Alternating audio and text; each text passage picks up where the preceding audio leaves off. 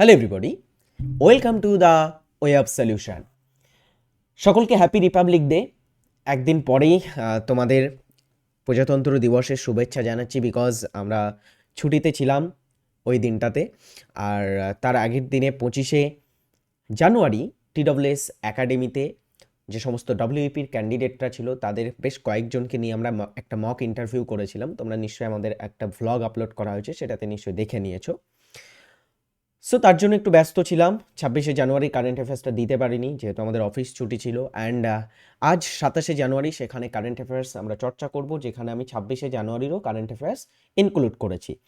আর সাথে সাথে আমরা জিকে প্রশ্ন উত্তর তো অবশ্যই প্র্যাকটিস করব। তো শেষ পর্যন্ত দেখতে থাকো ক্লাসটি, এবং আজকের এই সেশনে দুর্দান্ত কিছু কারেন্ট অ্যাফেয়ার্স আছে যেটা আমাদের পুরো বছরের জন্য গুরুত্বপূর্ণ হতে চলেছে। TWS একাডেমি অ্যাপ যদি এখনও ডাউনলোড না করে থাকো, অবশ্যই ডাউনলোড করে নেবে। এটা আমাদের গুগল প্লে স্টোর সহ বিভিন্ন প্ল্যাটফর্মে, বিভিন্ন জায়গাতে তোমরা পেয়ে যাবে। একদমই সহজে ডাউনলোড করে সেখানে আমাদের কোর্সে ভর্তি হয়ে তোমরা পড়াশুনো করতে পারো। এখান থেকে প্রচুর স্টুডেন্টস কিন্তু সাকসেস হয়েছে প্রিভিয়াসে, এবং পরবর্তীতে আরও সাকসেস হবে। তার মধ্যে তুমিও কিন্তু একজন থাকতে পারো। তার জন্য TWS একাডেমিতে তোমার অ্যাডমিশন নিতে হবে। Let's start. আজকের প্রথম প্রশ্ন, ভারতে প্রতি বছর প্রজাতন্ত্র দিবস উদযাপন করা হয় কোন তারিখে? প্রজাতন্ত্র দিবস, রিপাবলিক ডে বা প্রজাতন্ত্র দিবস আমরা প্রতি বছর 26শে জানুয়ারি পালন করে থাকি। ওকে, পরেরটা, আন্তর্জাতিক নির্বাচন কমিশনের প্রতিষ্ঠা দিবস হিসাবে কোন তারিখটি পালিত হয়? ভারতের নির্বাচন কমিশন আছে। সো সেই নির্বাচন কমিশন, এটা যে প্রতিষ্ঠা হয়েছিল, এর যে প্রতিষ্ঠা দিন, সেই প্রতিষ্ঠা দিনটিকে নির্বাচন কমিশনের প্রতিষ্ঠা দিবস হিসেবে পালিত হয়। আর সেই দিনটাকে আমরা বলে থাকি জাতীয় ভোটার দিবস। এই দিনটাতে কি পালিত হয়? জাতীয় ভোটার দিবস। তো জাতীয় ভোটার দিবস কবে হয়ে থাকে?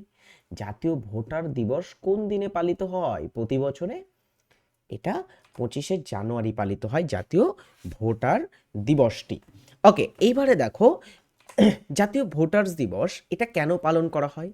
National voters day is observe on 20 January 25 across India to honor voters, encourage youth participation and strengthen democratic values and promote universal adult suffrage. তো বলা হচ্ছে ভারতে যে সমস্ত যুবকরা আছে, হ্যাঁ, যারা ভোটার আছে, নতুন ভোটার, তাদেরকে ভোটদানে অংশগ্রহণ বা ভোটদান প্রক্রিয়াতে বা আমাদের যে গণতান্ত্রিক প্রক্রিয়া আছে সেটাকে শক্তিশালী করতে, সেটার মূল্যবোধ মানুষের মধ্যে পৌঁছে দেওয়ার জন্য জাতীয় ভোটার্স দিবসটা পালিত হয়, যাতে প্রাপ্তবয়স্করা বেশি বেশি করে ভোটদান প্রক্রিয়ায়, দেশের সরকার নির্মাণের প্রক্রিয়ায় অংশগ্রহণ করতে পারে এবং আমাদের দেশের গণতন্ত্রটাকে মজবুত করতে পারে। The theme for national voters day 2026 is my India my vote. তো এই বছরের থিম কি ছিল জাতীয় ভোটার্স দিবসের? মাই ইন্ডিয়া মাই ভোট, তাই তো, আমার ভারত আমার vote. With a tagline with citizen at the heart of Indian democracy. তো একটা ট্যাগলাইন এখানে ছিল, যেটা হচ্ছে citizen at the heart of Indian democracy. Citizen হচ্ছে কি? সিটিজেন হচ্ছে ডেমোক্রেসির কেন্দ্রবিন্দু। সেটাই, সেই ট্যাগলাইন নিয়েই কিন্তু এই বছরের ভোটার্স দিবসটা পালিত হয়েছে 25শে জানুয়ারিতে। নেক্সট প্রশ্ন দেখি আমরা। প্রতি বছর সম্প্রতি রাজস্থানের কোন বন্যপ্রাণী অভয়ারণ্যকে ইকো সেন্সিটিভ জোন হিসাবে ঘোষণা করা হয়েছে? সম্প্রতিকালে রাজস্থান রাজ্যে অনেকগুলোই বন্যপ্রাণী অভয়ারণ্য আছে। এখানে নাম দেখতে পারো, রণথম্বর, সরিষ্কা, কুম্ভলগড়, মুকুন্দরা হিলস। এবং আরও একটা জিনিস জেনে রাখবে, এই সবগুলোই কিন্তু ব্যাঘ্র প্রকল্প বা টাইগার রিজার্ভের মধ্যে পড়ে থাকে। হ্যাঁ, এগুলো সবই কি এক একটা আমাদের ভারতের বাঘ প্রকল্প। সো এখানকার মধ্যে কোনটিকে সম্প্রতিকালে ইকোসেন্সিটিভ জোন ঘোষণা করা হয়েছে? সেটি হচ্ছে কুম্ভলগড় বন্যপ্রাণী অভয়ারণ্য। MoEFCC মানে মিনিস্ট্রি অফ এনভায়রনমেন্ট, দেন হচ্ছে ministry of environment, forest and climate change, যেটা দায়িত্বে বর্তমানে আছেন মন্ত্রী। MoEFCC এর বর্তমান মন্ত্রী হচ্ছে কে জানো? এর বর্তমান মন্ত্রী যিনি, তিনি হলেন ভূপেন্দ্র যাদব। ভূপেন্দ্র যাদব ভারতের বর্তমান এনভায়রনমেন্ট মিনিস্ট্রির দায়িত্বে আছেন। তো ministry of environment, forest and climate change issues notification declaring Kumbhalgarh wildlife sanctuary in আরাবল্লী mountain range as eco sensitive zone. তো আরাবল্লী মাউন্টেন রেঞ্জে এটা অবস্থিত আছে কুম্ভলগড় বন্যপ্রাণী অভয়ারণ্যটা, যেটাকে recently ministry of environment, forest and climate change তারা ইএসজেড হিসাবে ঘোষণা করেছে। চলো পরেরটা দেখি। 2026 সালের সূচক অনুযায়ী কোন শহরটি বিশ্বের সবচেয়ে নিরাপদ সেফেস্ট শহর হিসাবে নির্বাচিত হয়েছে?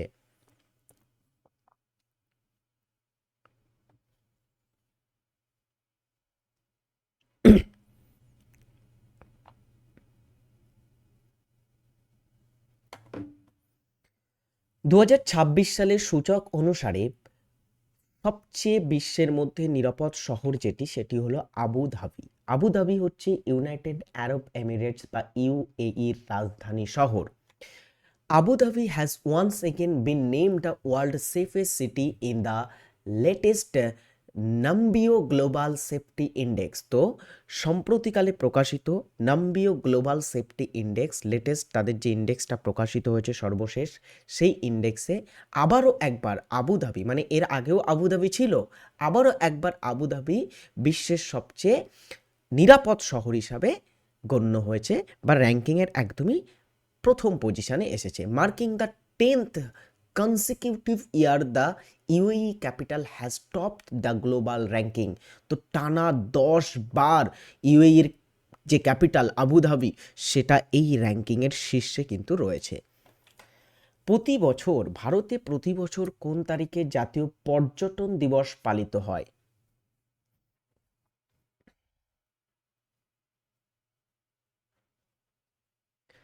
ভারতে প্রতি বছর যেদিনে জাতীয় পর্যটন দিবস পালিত হয় সেটি হলো 25শে জানুয়ারি। এই দিনে আমরা জাতীয় ভোটার্স দিবসও পালন করছি এবং জাতীয় পর্যটন দিবসও কিন্তু পালন করি। National tourism day in India celebrated every year on January 25। Next পরেরটা, 2026 সালে মোট কতজনকে পদ্মবিভূষণ সম্মানে ভূষিত করা হয়েছে? তোমরা নিশ্চয়ই জানো পদ্ম পুরস্কার প্রতি বছর প্রজাতন্ত্র দিবসের আবহে কিন্তু এটার নাম ঘোষণা করা হয় এবং রাষ্ট্রপতি এটার কিন্তু নাম ঘোষণা করেন, পদ্ম পুরস্কার কারা পাচ্ছেন তাদের নাম, অ্যান্ড তিনি পরবর্তীতে পদ্ম পুরস্কার প্রদানও করেন। এবং আমরা দেখব 2026 সালে মোট পদ্ম বিভূষণ, মানে যেটা পদ্ম পুরস্কারগুলোর মধ্যে সবচেয়ে সর্বোচ্চ লেভেলে আছে, তাকে বলছি আমরা পদ্মবিভূষণ। সেই সম্মানে 5 জনকে ভূষিত করা হয়েছে। কারা পেয়েছে সেটা অবশ্যই বলবো, তার আগে একটা ভালো করে এটার দিকে ফোকাস করো। The president has approved conferment of 131 Padma awards including 2 ডুওকেস। তো রিসেন্টলি আমাদের ভারতের রাষ্ট্রপতি তিনি 131 জন পদ্ম পুরস্কার যাদের দেওয়া হচ্ছে তাদের নাম অনুমোদন করেছেন এবং এর ভিতরে কিন্তু আমরা দেখছি দুটো ডুও কেস আছে। ডুও কেসে কি হয়, in a duo case the award is counted as one, মানে ডুও কেসটাতে যৌথভাবে একজনকেই, মানে যে পুরস্কারটা দেওয়া হয় সেটাকে একটা হিসাবেই কিন্তু কাউন্ট করা হয়ে থাকে। হয়তো তুমি এবং তোমার বন্ধু দুজনে মিলে কোনো একটা কাজের জন্য পদ্মশ্রী পেলে, তোমাদের কাজটাকে যদি পদ্মশ্রী দেওয়া হয় তোমরা দুজন মিলে একটাই পদ্মশ্রী পাবে। ওকে, হয়তো দুজনকে আলাদা আলাদা দেওয়া হবে কিন্তু গণ্য করা হবে একটা হিসাবে, ওটাকে কাউন্ট করা হবে। অ্যাজ পার লিস্ট যদি আমরা দেখি, the list comprises 5 Padma Vibhushan, 13 Padma Bhushan and 113 Padma Shri award. তো পদ্ম পুরস্কারের ভিতরে আমরা দেখছি 3টে পুরস্কার আছে। পদ্মবিভূষণ একদমই সবচেয়ে টপে আছে, তারপরে পদ্মভূষণ আছে, তারপরে পদ্মশ্রী। এখন এই 3টে পদ্মশ্রী পুরস্কারের মধ্যে সবচেয়ে বেশি মর্যাদা পদ্মবিভূষণের। পদ্মবিভূষণ পেয়েছে 5 জন, 13 জন পদ্মভূষণ পেয়েছে আর 113 জন পদ্মশ্রী পেয়েছে। টোটাল পেয়েছে কতজন? 131 জন। এবারে চলো 5 জন যারা পদ্ম বিভূষণ পুরস্কার পেয়েছে, ভারতের সেকেন্ড হাইয়েস্ট, ভারতরত্নের পরেই কিন্তু এই পদ্মবিভূষণের নাম। তো 2026 সালের পদ্মবিভূষণ প্রাপক কারা?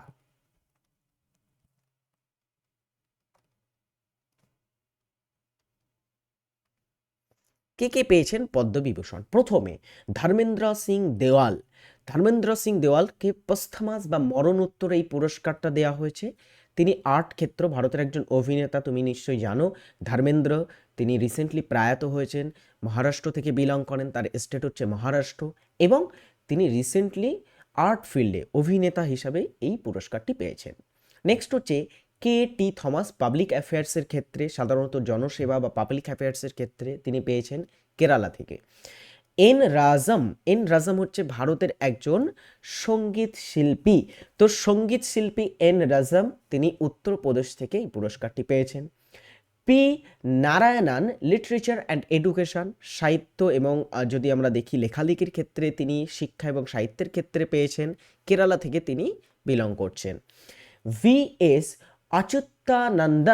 অচ্যুতানন্দন তিনিও পাবলিক অ্যাফেয়ার্সের ক্ষেত্রে পেয়েছেন, কিন্তু মরণোত্তর পেয়েছেন, তাকে মরণোত্তর পদ্মবিভূষণ দেওয়া হয়েছে। দুজন তাহলে মরণোত্তর পদ্মবিভূষণ পেয়েছে, তিনি কেরালা থেকে।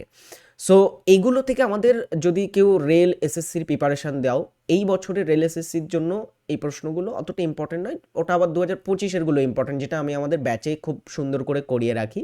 মানে আমি ইউটিউবেও ওর থেকে কয়েকটা ভিডিও দিয়েছিলাম অল্প অল্প করে, খুঁজে দেখে নিতে পারো, আমি ব্যাচের ভিতরে দিয়ে রেখেছি। এইগুলোকে আমরা আবার ফুল ডিটেলস, মানে ধর্মেন্দ্র কী কী সিনেমা আছে এক্সেট্রা, হ্যাঁ, এন রাজনাম তিনি কোন আমি তো বললাম তিনি সঙ্গীত শিল্পী, কোন সঙ্গীত শিল্পী, তিনি কোন ঘরানা থেকে বিলং করেন, অ্যান্ড এইগুলো আমাদের SSC, MTS, GD, CGL, CHSL এই সমস্ত পরীক্ষার জন্য খুব মানে প্রয়োজন হয়। হ্যাঁ, বিশেষ করে রেলের বিভিন্ন পরীক্ষার ক্ষেত্রেও কাজে আসে, রেল এসএসসির জন্য বিশেষ করে। তো সেই জন্য এগুলোকে আমাদের চুলচেরা বিশ্লেষণ করতে হবে, যেটা আমি ব্যাচে করিয়ে থাকি। অবশ্যই ব্যাচে আসো, আমি এটা ধরে ধরে তোমাদের করিয়ে দেবো। হ্যাঁ, পরেরটা নেক্সট হচ্ছে পদ্মশ্রী। আর যদি ইউটিউবে তোমরা ভিডিও চাও তো অবশ্যই কমেন্ট করে জানাবে যে স্যার আলাদা একটা পদ্মর পুরস্কারের ভিডিও করলে ভালো হয়, আমি ইউটিউবে অবশ্যই করব, তার জন্য কমেন্ট করো সকলে। আচ্ছা, পদ্মশ্রী, এবারে আমরা দেখলাম পদ্মশ্রী 113 জন পেয়েছে, তার ভিতরে আমি সবার নাম তোমাদের পড়তে বলবো না, পড়তে হবে সবার নাম। কাদের পড়তে হবে? যারা আমি বললাম রেল এসএসসির প্রিপারেশন নিচ্ছ, যেটা আমি ব্যাচে ধরে ধরে করাবো। এবারে দেখো এখানে পদ্মশ্রী 113 জন পেয়েছে, এটা আমাদের ডব্লিউবিসিএস যারা পরীক্ষা দিচ্ছ বা এই সমস্ত পরীক্ষা দিচ্ছ তাদের জন্য খুব ইম্পর্টেন্ট হবে, বিকজ আমাদের পশ্চিমবঙ্গটা পড়ে রাখলে এখান থেকে কমন পাওয়া যায়।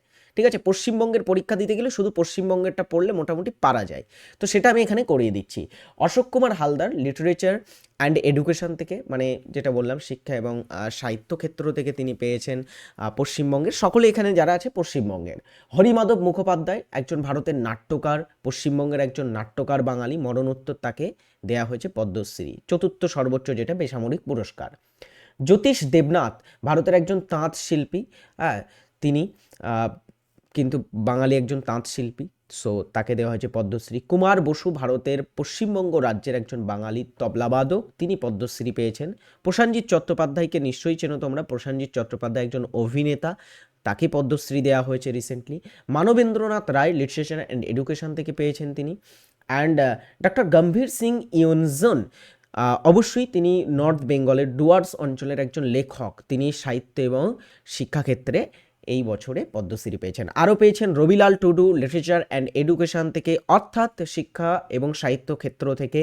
সরোজ মণ্ডল, মেডিসিন মানে চিকিৎসা শাস্ত্র যেটা বলা হয়, হ্যাঁ মেডিসিন ক্ষেত্রে সরোজ মণ্ডলকে দেওয়া হয়েছে। তরুণ ভট্টাচার্য, একজন সন্তুর বাদক, বাঙালি একজন সন্তুর বাদক, তাকে এই বছরে রিসেন্টলি পদ্মশ্রী দেওয়া হয়েছে। আর তৃপ্তি মুখার্জি 2026 সালে পশ্চিমবঙ্গ থেকে পদ্মশ্রী পুরস্কার পেয়েছেন, যিনি একজন শাস্ত্রীয় কণ্ঠশিল্পী। ওকে, এবারে দেখো আমি আবার বলছি, এসএসসির পরীক্ষা লাইক এমটিএস পরীক্ষা, ওকে, তারপরে জিডির পরীক্ষা, অথবা রেলের বিভিন্ন পরীক্ষা, গ্রুপ ডি অথবা এনটিপিসির যে পরীক্ষা, এই সমস্ত পরীক্ষার ক্ষেত্রে আমাদের এগুলো কিন্তু আরও ডিটেলসে পড়তে হবে। এই যে তৃপ্তি মুখার্জি, তিনি কোন ঘরানা থেকে বিলং করেন, ওকে, তৃপ্তি মুখার্জি সবচেয়ে বিখ্যাত গান কোনটি, এইগুলো আমরা ব্যাচে আবার বলছি ইনক্লুড করাবো, বা ইনক্লুড আমি করেছি, যারা আমার আগের ব্যাচগুলোতে ছিল জানো নিশ্চয়ই, আমি পদ্ম পুরস্কার বা ইত্যাদিগুলো আমরা চুলচেরা বিশ্লেষণ সেখানে করি, কারণ এগুলো থেকে প্রশ্ন আসে, এগুলো লুকানোর কিছু নেই। তুমি যদি প্রিভিয়াস ইয়ারের কোশ্চেন্স খুলে দেখো সেখানে পেয়ে যাবে এই ধরনের কোশ্চেন্স প্রচুর থাকে। ওকে, সো চলো এবারে আমরা পরের আজকের কারেন্ট অ্যাফেয়ার্স দেখি। সম্প্রতি প্রয়াত ইন্দ্রজিৎ সিং বিন্দ্রা কোন ক্রীড়া বোর্ডের সভাপতি ছিলেন? বিসিসিআই, এফআইএইচ, আইসিসি নাকি এআইএফএফ, একটা ক্রীড়া বোর্ডের তিনি সভাপতি ছিলেন। ইন্দ্র সিং বিন্দ্রা রিসেন্টলি প্রয়াত হয়েছেন।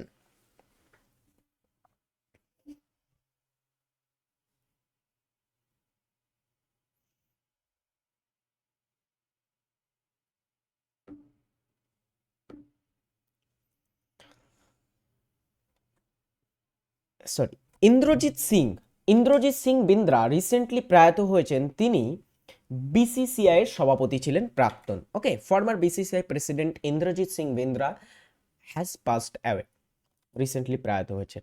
সম্প্রতি কোন হিউম্যানয়েড রোবট সরি সম্প্রতি হিউম্যানয়েড রোবট এএসসি অর্জুন মূলত কোন রেলওয়ে জোনের উদ্যোগে মোতায়েন করা হয়েছে? ভারতের অনেকগুলো রেলওয়ে জোন আছে, তাদের ভিতরে একটা railway zone recently ASC Arjun বলে একটা হিউম্যানয়েড রোবট একটা প্ল্যাটফর্মে কিন্তু লঞ্চ করেছে। হ্যাঁ, তো সেই রেলওয়ে জোন কোনটি? সেটি হচ্ছে দক্ষিণ পূর্ব রেলওয়ে। দক্ষিণ পূর্ব রেলওয়ের ভিতরে একটা স্টেশন হচ্ছে Visakhapatnam. Indian railway ডিপ্লয়েস humanoid robot ASC Arjun at Visakhapatnam railway station. তো এটা বিশাখাপত্তনম রেলওয়ে স্টেশনে মোতায়েন করা হয়েছে বা ডিপ্লয় করা হয়েছে। পরেরটা, 2026 সালে কাকে ভারতের সর্বোচ্চ শান্তিকালীন বীরত্ব পুরস্কার অশোক চক্র প্রদান করা হয়েছে? আচ্ছা, এটা আমরা নিশ্চয়ই জানি, ভারতের সবচেয়ে বেশি বীরত্ব পুরস্কার পরমবীর চক্র, যেটা যুদ্ধক্ষেত্রে আত্মবলিদানের জন্য দেয়া হয়। কিন্তু শান্তিকালীন সর্বোচ্চ বীরত্ব পুরস্কার কোনটি? যুদ্ধকালীন বীরত্ব পুরস্কার সর্বোচ্চ আমরা দেখেছি, বা সমস্ত যদি আমরা সামরিক ক্ষেত্রে পুরস্কার দেখি, সবচেয়ে মর্যাদা বেশি পরমবীর চক্রের। কিন্তু শান্তিকালীন বীরত্ব পুরস্কারের মধ্যে সর্বোচ্চ যেটি, হ্যাঁ, সেটি হচ্ছে অশোক চক্র। মাথায় রাখবে, অশোক চক্র রিসেন্টলি প্রদান করা হয়েছে শুভ্রাংশু শুক্লাকে। IAF Indian air force group captain Shubhanshu Shukla awarded Ashok Chakra বা অশোকা চক্র। তো তাকে রিসেন্টলি অশোক চক্রে ভূষিত করা হয়েছে, রাষ্ট্রপতির হাত থেকে তিনি অশোক চক্র সম্মানটা পেয়েছেন। Shukla traveled to the International Space Station in 2025 as part of the Axiom 4 mission। তো রিসেন্টলি তিনি 2025 সালে ইন্টারন্যাশনাল স্পেস স্টেশন বা আইএসএসে কিন্তু গেছিলেন, তোমরা নিশ্চয়ই জানো। এবং হি ওয়াজ দ্য ফার্স্ট ইন্ডিয়ান, হ্যাঁ, বিকাম দ্য অনলি, প্রথম ভারতীয় হিসাবে ইন্টারন্যাশনাল স্পেস স্টেশনে গেছিলেন। আচ্ছা, becoming the only the second Indian, তিনি দ্বিতীয় ব্যক্তি হয়েছেন, সেকেন্ড ইন্ডিয়ান হয়েছেন to travel the space after wing commander Rakesh শর্মার পরে দ্বিতীয় ব্যক্তি হিসাবে তিনি মহাকাশে গেছিলেন ভারত থেকে। ওকে, এই হচ্ছে ব্যাপার। তো শুভ্রাংশু শুক্লাকে রিসেন্টলি অশোক চক্র দেওয়া হয়েছে। পরেরটা, 2026 সালে শিল্পকলা বিভাগে পশ্চিমবঙ্গ থেকে কে পদ্মশ্রী পেয়েছে? আমি একটু আগেই কিন্তু এটা দেখিয়ে দিয়েছি, পশ্চিমবঙ্গ থেকে পদ্মশ্রী পেয়েছে অনেকেই। তো তার ভিতরে শিল্পকলা থেকে এদের ভিতরে কে পেয়েছে? অনিন্দ্য চট্টোপাধ্যায়, তরুণ ভট্টাচার্য, অজয় চক্রবর্তী আর রশিদ খান। মানে আর্ট বলে যে ক্ষেত্রটা আছে, মানে শিল্পকলার ক্ষেত্র, আর্ট ক্ষেত্র, সেখানে তরুণ ভট্টাচার্য পদ্মশ্রী পেয়েছেন। আমরা বললাম তিনি একজন হচ্ছে সন্তুর বাদক। তো আজকের আমাদের 10টা কারেন্ট অ্যাফেয়ার্স শেষ। কারেন্ট অ্যাফেয়ার্সগুলো কেমন লেগেছে অবশ্যই কমেন্ট করে জানাবে। ওকে, আচ্ছা, নেক্সট আমরা জিকে প্রশ্ন উত্তরে আসবো। আর ক্লাসটি যারা শেষ পর্যন্ত দেখো প্রতিদিন, আজকেও শেষ পর্যন্ত দেখবে। আজকে আমি একটু কোশ্চেন্স কম এনেছি, ঠিক আছে? আজকে 10টা কোশ্চেন্স করব। আজকে পুরো সবগুলো কোশ্চেন্স আমি করাতে পারবো না, বা সবগুলো কোশ্চেন্স আমার আনাও হয়নি। সো 10টা কোশ্চেন প্র্যাকটিস করব দ্রুততার সহ।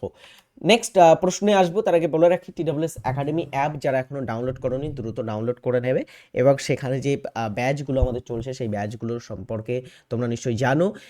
তোমার যে ব্যাচ পছন্দ সেখানে ভর্তি হতে পারো। যদি মনে করো আমি একসাথে সমস্ত পরীক্ষার প্রিপারেশন নেবো, combined foundation batch for you, তোমার জন্য কম্বাইন্ড ফাউন্ডেশন ব্যাচটা থাকছে।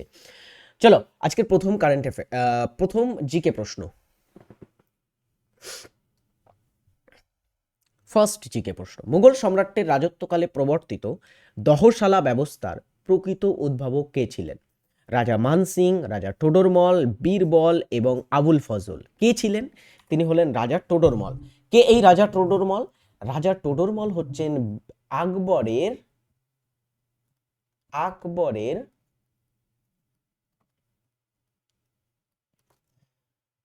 অর্থমন্ত্রী। আকবরের অর্থমন্ত্রীর দায়িত্ব তিনি সামলাতেন রাজা টোডরমল, আর তার দ্বারা দহশালা ব্যবস্থাটা উদ্ভব হয়েছিল।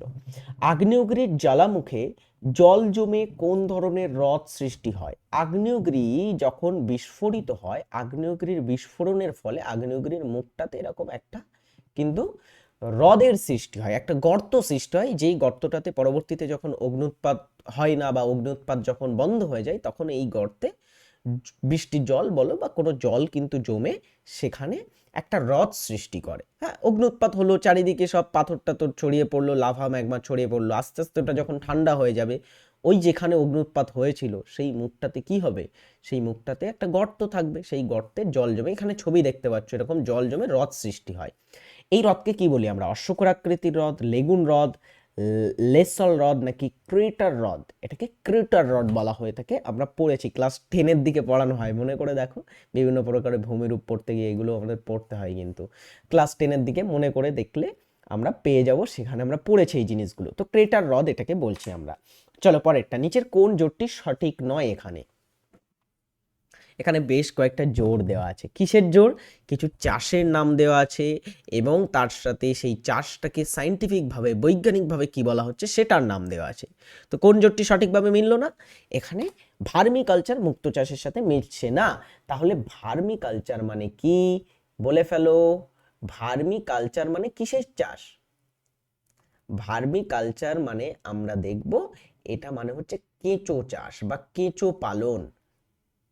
কেঁচো পালন। আচ্ছা, কেঁচো পালন কেন করা হয়? কেঁচো পালন করা হয়ে থাকে ভার্মি কম্পোস্ট তৈরি করার জন্য। ভার্মি কম্পোস্ট হচ্ছে একটা জৈব সার।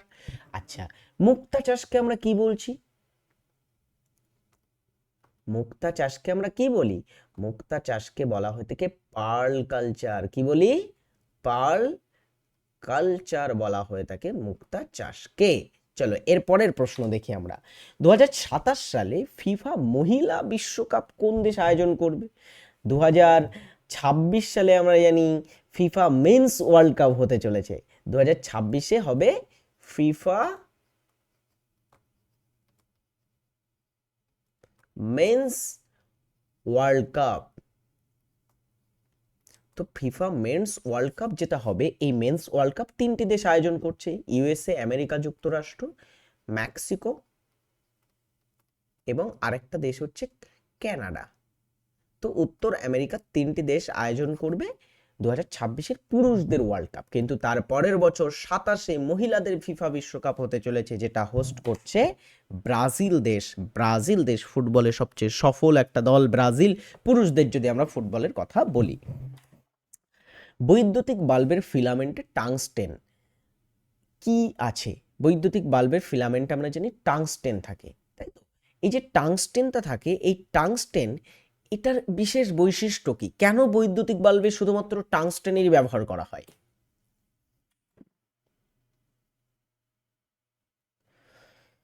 বৈদ্যুতিক বাল্বের ফিলামেন্টে টাংস্টেনেরই ব্যবহার করা হয় বিকজ এর রোধ উচ্চ এবং গলনাঙ্ক উচ্চ। রোধের থেকে বড় বিষয় হচ্ছে গলনাঙ্কটা উচ্চ। গলনাঙ্ক যদি বেশি হয় তাহলে বৈদ্যুতিক বাল্ব খুব তাড়াতাড়ি হিট হয়। আগেকার দিনে যে লাল টাইপের যে বাল্বগুলো হতো দেখবে সেখানে টাংস্টেন থাকতো। টাংস্টেনটা কি প্রচুর হিট কিন্তু অ্যাবসর্ব করতে পারে, অত সহজে কিন্তু ওটা গলে যায় না, এই কারণে টাংস্টেনের ব্যবহার হয়। এই প্রশ্নটা পরীক্ষায় এসেছিল, এই কোশ্চেন্সটা আমার কমন দেওয়া কোশ্চেন্স। আর মনে রাখবে এই কোশ্চেন্সটা আমার করানো ক্লাস থেকে আমি এনেছি, আগে করিয়েছি, মানে 2025 সালে করিয়েছিলাম কোশ্চেন। এটা থেকে রিসেন্টলি পরীক্ষায় প্রশ্ন দিয়েছিল। সো বায়ুর চাপের ক্ষেত্রে নিচের কোন বিবৃতিটি সঠিক? পুরো সেম এইভাবেই প্রশ্নটা এসেছিল। আবারও তোমাদের সাথে প্র্যাকটিস করছি আমরা। বায়ুর চাপ যখন, বায়ুর চাপের সাথে কোন বিবৃতি সঠিক?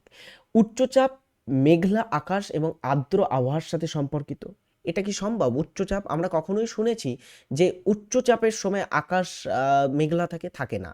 যখন আকাশ মেঘলা থাকে, ঝড় হওয়ার একটা ব্যাপার থাকে, আর্দ্র আবহাওয়া থাকে, ওই পরিস্থিতিতে রেডিওতে খবরের চ্যানেলে বলে না 3 দিনের নিম্নচাপ উঠেছে, 4 দিনের নিম্নচাপ থাকবে, দক্ষিণবঙ্গে নিম্নচাপ আছড়ে পড়ছে। এই নিম্নচাপ সময়টাকে আমরা দেখব কি নিম্নচাপ মানে হচ্ছে মেঘলা আকাশ। আচ্ছা, নিম্নচাপ পরিষ্কার ও রৌদ্রোজ্জ্বল আকাশের সাথে সম্পর্কিত? কখনোই নয়। এটা উল্টো করে দিলে হবে, মানে নিম্নচাপটা এখানে দিলে হয়ে যেত আর উচ্চচাপটা এখানে নিয়ে আসলে হয়ে যেত। হ্যাঁ, উচ্চচাপ আকাশ পরিষ্কার থাকে, থমথমে একটা ব্যাপার থাকে, আর যদি আমরা দেখি নিম্নচাপের ক্ষেত্রে থাকে কি, নিম্নচাপের ক্ষেত্রে আকাশ মেঘলা থাকে এবং একটা আর্দ্র আবহাওয়া, একটা ঝড় হওয়ার একটা পরিস্থিতি থাকে। আচ্ছা, আরেকটা দেখি, বায়ু সর্বদা উচ্চচাপ অঞ্চল থেকে নিম্নচাপ অঞ্চলে প্রবাহিত হয়, এটা কি সঠিক? অবশ্যই সঠিক। বায়ু কি হয়, উচ্চচাপ অঞ্চল থেকে নিম্নচাপ অঞ্চলের দিকে প্রবাহিত হয়, এই কারণে একটা ফোর্স তৈরি হয়, এই ফোর্সটাকেই আমরা বলছি কি ঝড় বলছি। ওকে, এই ফোর্সটাকে আমরা কি বলছি, ঝড় বলছি।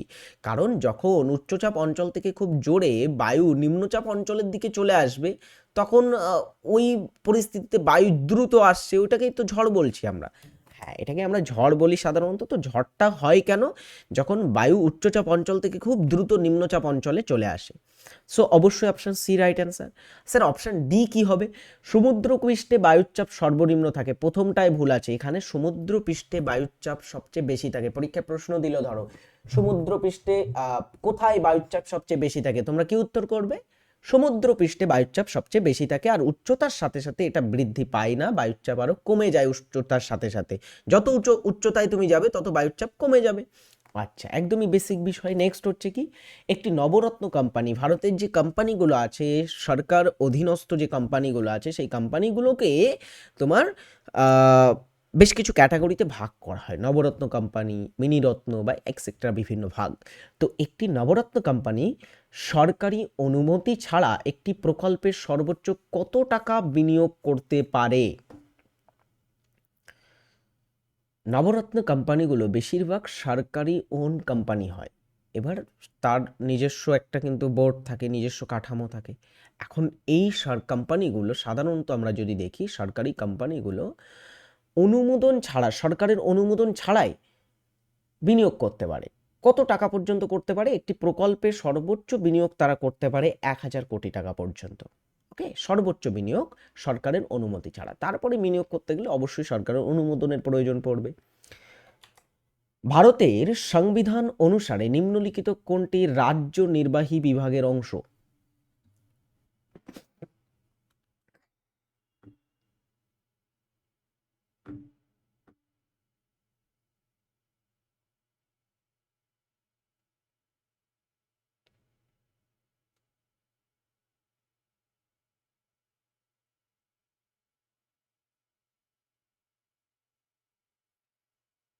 ওকে, রাইট অ্যান্সার অবশ্যই রাজ্যপাল। রাজ্যপাল রাজ্য বিভাগের সাথে যুক্ত, বাকিগুলো কেন্দ্রীয় বিভাগের সাথে। উদ্ভিদ জগতের অধীনে নিম্নলিখিতের মধ্যে কোন জীবটি প্রধানত জলজ? জলজ কোনটি এর ভিতরে? ব্রায়োফাইট, শৈবাল, টেরিডোফাইটা এবং জিমনোস্পার্ম। আমি জিমনোস্পার্ম থেকে শুরু করি। জিমনোস্পার্ম মানে হচ্ছে কি ব্যক্তবীজী, ব্যক্তবীজী উদ্ভিদ। ব্যক্তবীজী উদ্ভিদ কাদের বলে? ব্যক্তবীজী উদ্ভিদ যাদের বীজগুলো উন্মুক্ত অবস্থায় থাকে, সেগুলোকে ব্যক্তবীজী উদ্ভিদ বলি। আমরা যদি উদাহরণ দিই, এটা উদাহরণ হচ্ছে পাইন গাছ, পাইন এবং সাইকাস গাছ। এই গাছগুলোর যে বীজগুলো হয় সেগুলো উন্মুক্ত থাকে। ওকে, এবং এইগুলোকে আমরা বলে থাকি জিমনোস্পার্ম, বা যেটাকে বলা হচ্ছে ব্যক্তবীজী। টেরিডোফাইটা কি? টেরিডোফাইটা হচ্ছে এক ধরনের তোমার উদ্ভিদ প্রাণী গোষ্ঠী, সরি, এক ধরনের উদ্ভিদ গোষ্ঠী যারা স্থলভাগেই জন্মায়, কিন্তু একটু স্যাঁতস্যাঁতে জায়গাতে বিশেষ করে জন্মায়। হ্যাঁ, যেমন ফার্ন টাইপের, ঠিক আছে, ফার্ন টাইপের যে উদ্ভিদগুলো হয় সেইগুলো হচ্ছে কি টেরিডোফাইটা। এদেরকে আমরা টেরিডোফাইটা বলছি। ফার্ন, বুঝেছো? ফার্ন, কোনো একটা জঙ্গল নষ্ট হয়ে গেলে সবার প্রথম যে উদ্ভিদ জন্মাবে সেটা হচ্ছে ফার্ন। তো এটাকে আমরা টেরিডোফাইটা বলছি, জেনে রাখবে। শৈবাল, এরা জলে থাকে। একদমই অপশন বি রাইট অ্যান্সার হবে, শৈবাল জলে থাকবে। বিভিন্ন প্রকারের শৈবাল আছে, ওটা নিয়ে পরে একদিন আলোচনা করব। তার আগে দেখো ব্রায়োফাইটাটা কি। ব্রায়োফাইটা উদ্ভিদটা ইন্টারেস্টিং আছে। এরাও কিন্তু এক ধরনের উদ্ভিদ। এই উদ্ভিদটাকে না উদ্ভিদ গোষ্ঠীর উভচর বলা হয়। ব্রায়োফাইটটা কি? এটা হচ্ছে